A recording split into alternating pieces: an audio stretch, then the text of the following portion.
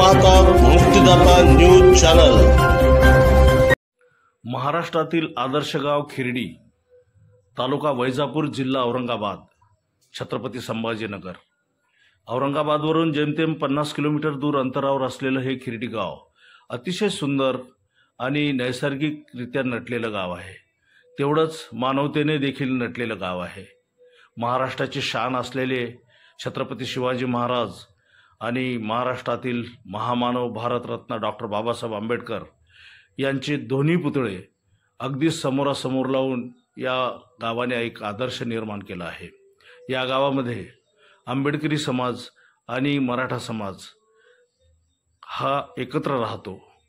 जेमतेम 200 ते 250 घरे असलेली वस्ती अतिशय मानवतेने नटलेली आहे।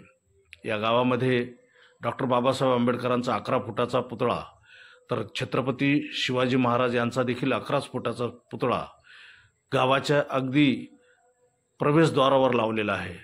आणि त्याच बाजूला आहे या गावाचं ज्ञान मंदिर, जिल्हा परिषदेची शाळा खिरडी।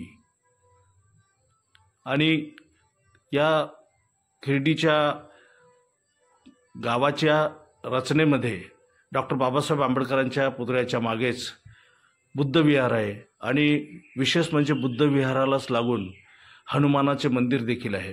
दोन्हीही पूजा अर्चा वंदना आपापल्या पद्धतीने एकत्र होतात।